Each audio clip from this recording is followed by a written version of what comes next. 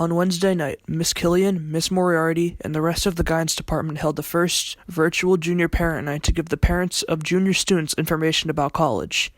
Since quarantine has changed the registration process, Miss Killian briefly described it.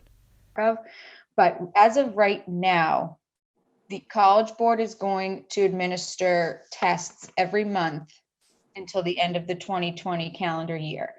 So that means for juniors that September or August, September, and October are really going to be the main dates that they need to be taking them.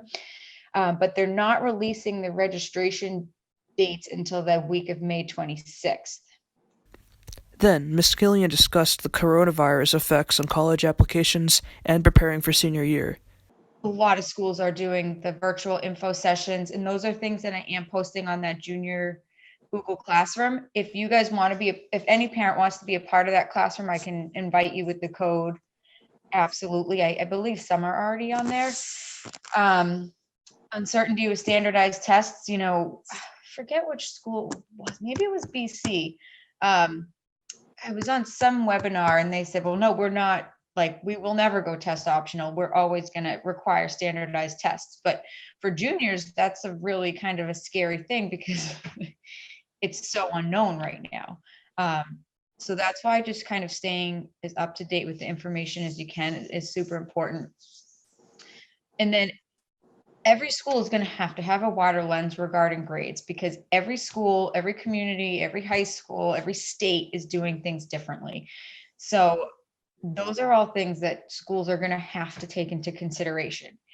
And that said, I think it's very important that they remain as well-rounded and, kind of have as much to offer as they possibly can outside of grades. Just to kind of make themselves stand out. But there was a brief section on how to be a positive presence on social media. Being a positive presence on social media was super important because in 2015 seems like forever ago now, but college admissions officers will Google kids. Mm-hmm. And they will go on Facebook and Instagram and Twitter and look for kids and see if they're posting, things that they don't want to be part of the representation of their establishment. So making sure that you are private on certain apps and that you're also using it in a positive way to follow the schools on Twitter and things like that you're interested in. If Northeastern's your number one school and it's kind of a reach school, but you follow them on Twitter and you interact with their posts that are relevant and you email with the admissions officer and kind of post about, things that Northeastern values, those are all good things to do. Then there was information about financial aid and scholarships. When you do apply for financial aid next year, the portal for FAFSA, which is the free application for federal student aid, opens October 1st. The earlier you apply, the better. Mm-hmm. And you apply with your prior tax returns. So in 2020, you'll be applying with your 2018 tax returns. That sound right? Yeah. Prior. And think of it like a big pile of money. The first people in there to apply get the most. So the sooner you apply, the better. There was a section for do's and don'ts for parents.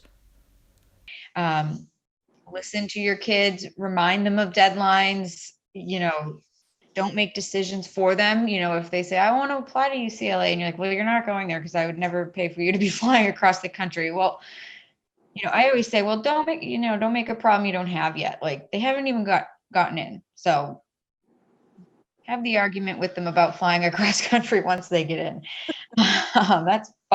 That's just my motto, but they'll be getting hundreds of reminders from us, but please definitely remind them of deadlines, talk about restrictions up front. So, a lot of times kids say, oh, I can't apply to that school because it's way too expensive. Okay, well, here's where this public versus private comes into play. So yes, private schools, Merrimack, Stonehill, things like that are schools like that are generally more expensive than your UMass Boston, UMass Amherst, Framingham State, things like those schools like that. But they're private schools with much more money to give. So it is not unheard of or not uncommon to see private schools, after scholarships and grants and things are put into place, to be cheaper than a public school. So no, you can't apply to Merrimack or you can't apply to Stonehill. It's way too expensive. I don't have that kind of money. I would make the conversation more, listen, please apply.